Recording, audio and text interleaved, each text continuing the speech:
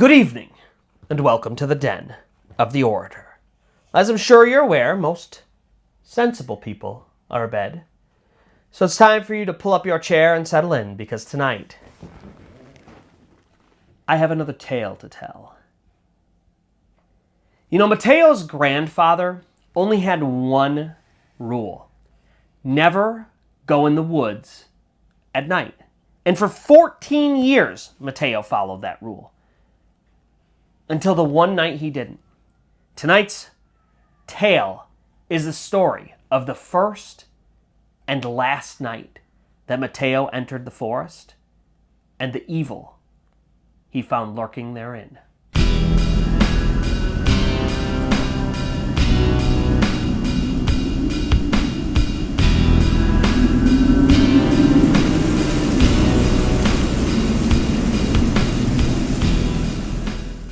But before we begin, if you found yourself enjoying this content and feel called to do so, then please allow the spirits to guide your plan chat to both the like and subscribe button as well as the notification bell. That way you get notified every time I upload new content, which right now is every Friday at 8 p.m. Eastern Time.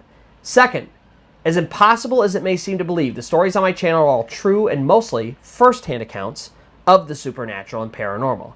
Today's story comes from us from Redditor Material Switch 6199, and I will make sure to post their original story in the description below. But if you or anybody you know has a story that you think would fit well on my channel, just reach out to me on any of my social media or my email, and we'll find a time to get together, collect your story, and potentially one day feature it here on The Orator. And lastly, if you find yourself enjoying the channel and want to help out, please consider checking out either my Patreon or my merch. They're both listed in the description below. They're easy ways to help out the channel as I continue to put out new videos. And now, with all of that out of the way, let's get on to today's tale. It is a story that I call Bruja. So the year is 2000. Mateo is 14 years old, and he lives in Fajardo, Puerto Rico. Now, if you've never been there or are unfamiliar with it, Fajardo is on the eastern coast of Puerto Rico, and it is a coastal town. They do a lot of fishing and things like that, but then also it's sort of like a local touristy place, because Fajardo is a great outlet to a lot of other islands. They boat out to these other nice places, and so a lot of tourists come into the area for that. And so it's mostly considered a coastal town, oceanfront, things like that. The other part of Fajardo, though, that locals know about, but is maybe not as much talked about in their touristy side, is that there's sort of like the town proper that faces, of course, the ocean and everything like that, but then right behind the town, there's like the last row of houses, and they almost act like this protective barrier, because just behind them is this dense, forested, mountainous hill area. And this is one of those forests that during the day, if you went out in a group and everything like that, you'd probably be okay, but you probably don't want to be out there alone or at night. It is dense. There are a lot of animals out there. It could potentially be a little bit dangerous. But for some reason, Mateo's grandpa only had one rule, and that one rule was you do not go out into those woods at night for any reason ever. And he was deadly serious about this rule. Now, it was weird to Mateo, because Mateo's grandpa was not superstitious. He didn't make jokes about stuff like this. He was like a super serious, no-nonsense guy, but he wasn't scared of anything. Back in the 1940s, Mateo's grandpa was in the United States military and served. And then after that, he became a business owner. He did a couple odd jobs here and there, but then he founded his own bodega in New York and ran that for a bunch of years until he retired and ended up moving back to Puerto Rico with his family. And so Mateo's mom and dad, they live right next door to his grandpa. And any time that Mateo needs to get watched, his parents are at work or are gone or whatever the case, his grandpa is his babysitter, the one to watch him. And so it's like his grandpa, he sees him every single day. Now, Mateo's grandpa in his prime was a pretty imposing figure, 6'3", broad of shoulder, but now he's old. And, you know, the years have taken their toll. Mateo's grandfather, he's almost always in this chair now. It's like a medical chair. This blue and white chair that's supposed to help his circulation and stuff like that. And the years have sort of bowed his neck down a little bit. Mateo said he's like 6 foot now instead of 6'3". And he's just lost a lot of that, like, gusto now that he's wheelchair bound. And so what Mateo's grandfather will do is he'll sit in this medical chair, and it overlooks this. He's on a second-story balcony that overlooks the town. And it doesn't face the ocean side. He sits on the side that faces the woods. And he'll look out, and Mateo says it's almost every single day, sometimes more than once a day. He'll be looking out over the woods, and he'll just repeat it. Don't go out in those woods at night. You don't go out in those woods at night. Over and over, he tells Mateo that. And now it's just a random night. There's nothing special about this night whatsoever. Mateo is hanging out at his grandpa's like he normally does, and he's supposed to go home that night around maybe 9:30, 10 o'clock. He's supposed to go home to his parents, who will then be home. But it's maybe 7:30, 8 o'clock at night. The sun is just starting to go down. In fact, it's burning bright orange on the horizon. And Mateo's friend, Carlos, comes over. And they hang out all the time. They get into mischief together, whatever. But for some reason, Carlos tonight is we should go into the woods and check him out. And Mateo, at first, he's kind of my grandpa sort of got this rule about it. But Carlos is pushing a little bit. And it doesn't take very long before Mateo cracks. Because the truth is, Mateo has never understood this rule. His grandpa had never explained what's exactly so dangerous about the woods, why not go in them at night. And Mateo's never heard about people going missing in them or anything weird like that. And so it's for him, he's 14 now, maybe when he was a young kid, but now he does all of this other stuff on his own. He goes out and goes into stores, he explores the town, he goes into the ocean, he does all of this stuff on his own. So in his head, he's who cares if I go into these woods? We're not going to go that far. We only have a little bit of time. Why not? And so Carlos and Mateo decide that night is the night. They are going into these woods. And so they exit the house. There's a fenced-in area. They exit. They start to walk down the street. And Mateo lets his grandpa know, hey, we're going out. And his grandpa, of course, is at the balcony looking down as he always does. And he just says, once again, all right, don't you dare go into those woods at night, though. And Mateo's thinking, I didn't say I was going in those woods. I've never gone in those woods. Why is it that he's still harping on this? What the heck could it be? But for whatever reason, Mateo decides he's not going to listen to his grandpa today, and they are going in the woods. And so it takes them a little while to make their way out of town and to the opening trail that kind of leads into these woods, and they go in.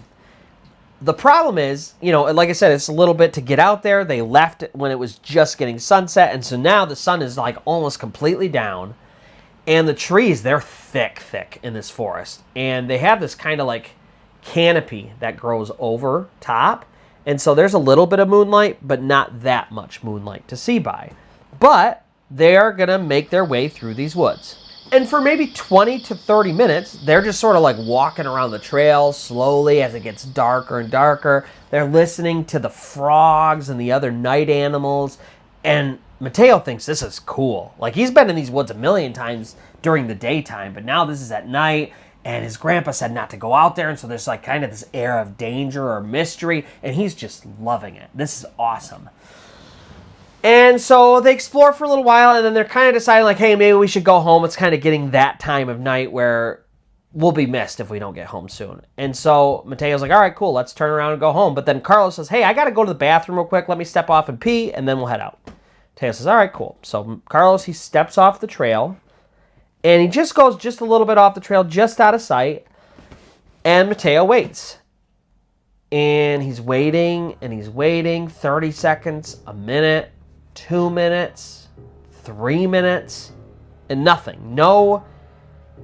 Certainly no Carlos, but also no noise. No him moving through the trees or anything. No, nothing. And so Mateo, he starts to call out to him. And at first it's just, hey, are you okay? And then there's nothing. And he starts to get more frantic and louder. And Carlos isn't responding, and Mateo's thinking, he's got to be messing with me. He stepped off the trail 5-10 steps off the trail. He was right there.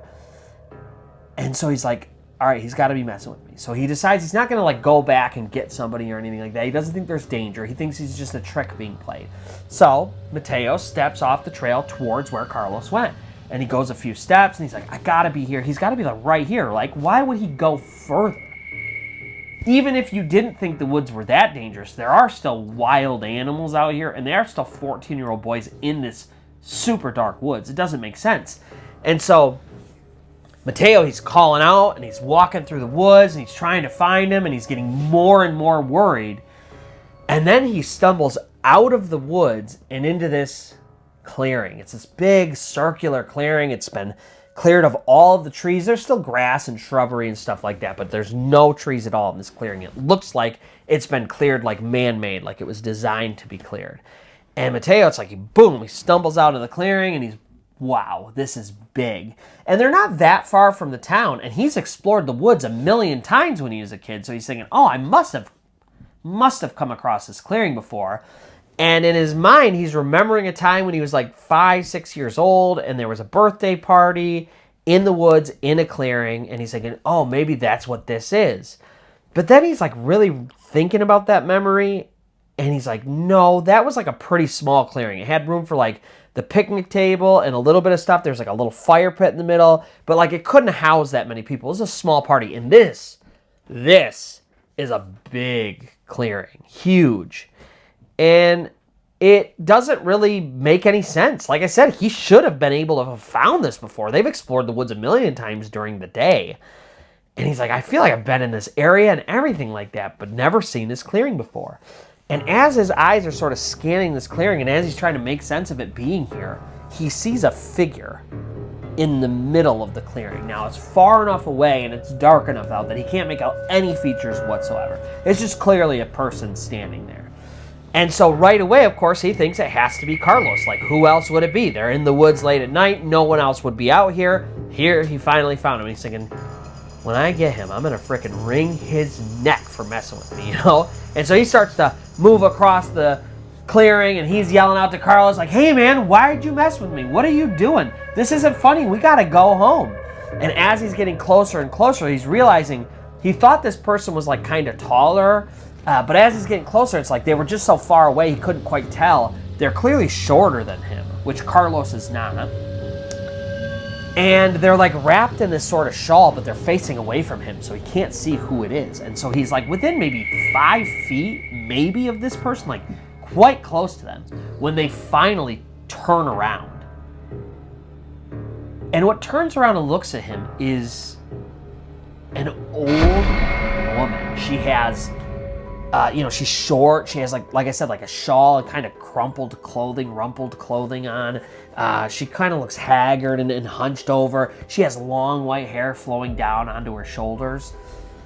But the one feature that Mateo can't get out of his mind even today is the fact that she had this look on her face. She had this look like she wasn't just angry. Like she was furious, like she was deeply offended, like he had stumbled across something that he should not have stumbled across. And she's looking at him with this evil hate, this contempt. He said she looked like she was demonically possessed or something like that. That's how evil she looked. And then as he's staring at her, she doesn't just stare at him. She lifts her hands and she sort of starts moving them around, like waving them, almost like she's doing a spell or something like that. It looks like a weird dance. And then accompanying it is this chanting. She starts chanting or singing or something like that. And Mateo, he can't make out the words, but it's very clearly rhythmic in like I said, like a chanting or a singing or almost like she's, like I said, casting a spell, some kind of incantation.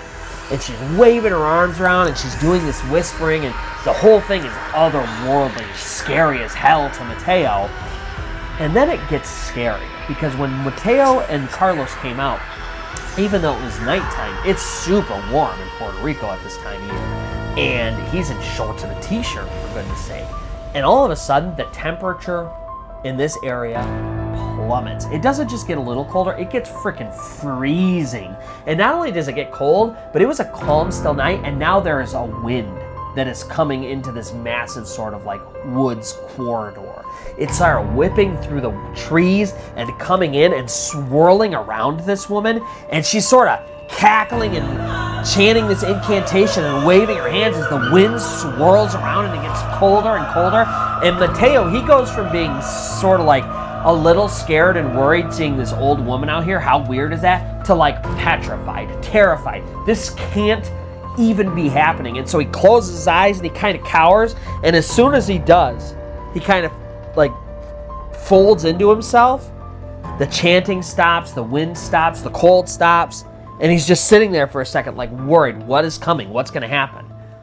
And when nothing does, he opens his eyes to look, and it's an utterly empty clearing again. No one there. Temperature is normal, no wind, nothing. And Mateo, it's like his heart is beating out of his chest, and he can't even think straight. And so he's like, I got to get out of here. I got to get out of here. And so he turns and he starts running back towards the trail. Then he finally makes it to the trail, and he stops, and he starts yelling out for Carlos again, only now he's like frantic, and he's screaming like, I got to get out of here. I got to get out of here. And he starts running around. He's looking for Carlos. He cannot find him. And he's noticing that the sounds of the woods, that's like the croaking frogs and stuff like that, are dead now. Everything about this is wrong. And he cannot find Carlos. In fact, it gets to the point, it's like another hour passes, and he's like, I gotta go. Like, my grandparents are going to be freaking out. My parents are going to be freaking out. They don't even know where we're at. I told my grandpa we weren't going into the woods. No one even knows where we are. And Carlos is missing. Like, he is freaked out. And so he's like, all right, I got to go. And so he turns and he gets ready to head back into town to get help. When who does he run into but Carlos? They almost literally run into each other. And he starts yelling at Carlos, like, what is your problem? Where have you been? Why are you messing with me? And Carlos starts yelling at him, what are you talking about? I stepped off to take a pee. I come back after like 10, 15 seconds and you're gone. And Mateo's like, no, I waited on the trail for like 3 minutes. I called out to you. And so they're realizing that they both experienced the same thing. Carlos went into the woods for like 30 seconds to take a pee, and he came back, and his friend was just gone. Mateo was nowhere to be found. And so Carlos is calling out to him like, what the heck? You were right here. Why would you do this? And so both of them should have been standing right next to each other, calling out loudly to each other, and neither of them could see or hear each other. And then Mateo somehow finds himself in this clearing. And so that's it. Mateo's like, enough of this. And so they turn and they get the heck out of those woods as fast as they can. They book it back to his grandparents' house. And then, of course, Mateo, he has to say goodbye to his friend because Carlos, he's got to get home. Like, he's in trouble, too, for being so late. And so Carlos, he runs home. Mateo, he goes into his grandparents' house. And as soon as his grandpa sees him, he is red with anger. And he's getting ready to chew him out, really yell at him when he turns, he sees him. He's like, what were you thinking? Where have you been? And then he sees his face. And Mateo's face is pale white. And he's almost got like tears coming out of his eyes. And Mateo's grandfather, he stops right away and he says, what happened? And Mateo, he's almost choking on his words. He's getting caught in his throat. And he's like, I'm so sorry, but I did what you said not to do. We went into the woods. And his grandpa goes pale. And he just looks at him and he says, Brujas, which means witches. And it's not a question. He's not asking him. It's like he's saying, oh, this is what happened. You saw. And his grandpa, he calls him over and he has him sit down and he has him tell the entire story. He doesn't interrupt. He doesn't get angry. He just slowly gets up, walks around the house. He closes every single door and every single window. And the whole time he's saying something to himself. And Mateo, he can't even hear or understand exactly what he's saying. But then it's like it's time for Mateo to go. He's got to go back home to his parents. He's supposed to have been home hours ago. And his grandpa calls his parents, lets them know he's coming, that everything's okay. And Mateo, he gets ready to leave. And right before he leaves, he turns around to give his grandpa one last look.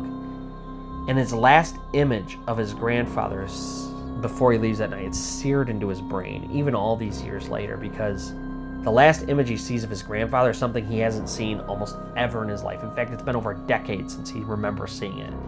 His grandpa is back in his chair, but he's leaned over, and he's praying over a rosary. And Mateo remembers that his grandpa wasn't a superly over-religious man. Like I said, he wasn't spiritual, really. He wasn't superstitious about stuff. He was just like a no-nonsense, simple guy. And here he is praying fervently over this rosary. And so Mateo said, after that day, they did go out and explore the woods, never found that clearing again. But he remembers that after that day, his grandpa never again repeated that mantra. He never said you can't go out in the woods ever again. And Mateo said he knew why. It's because his grandpa didn't need to. Because Mateo, after that day, he never again went out into those woods at night. And so, too, did he never again have to encounter the Bruja. And so that's going to do it for today's story. If you found yourself enjoying this story or any of the stories on my channel and feel called to do so, then please allow the spirits to guide your planchette to both the like and subscribe button as well as the notification bell. That way you get notified every time I upload new content, which right now is every Friday at 8 p.m. Eastern Time. Second, as impossible as it may seem to believe, the stories on my channel are true and mostly first-hand accounts of the supernatural and paranormal. So if you or anyone you know has a story that you think would fit well on my channel, please reach out to me on my social media or my email, and we'll find a time to collect details, go over your story, and potentially one day feature it here on The Orator. And lastly, if you enjoy the channel and want to help out, please consider checking out either my Patreon or my merch store. They're both listed in the description below. They're easy ways to help out the channel as I continue to put out new videos. And so, until next time, where most sensible people will be abed, you may pull up your chair and settle in. And I will have another tale to tell.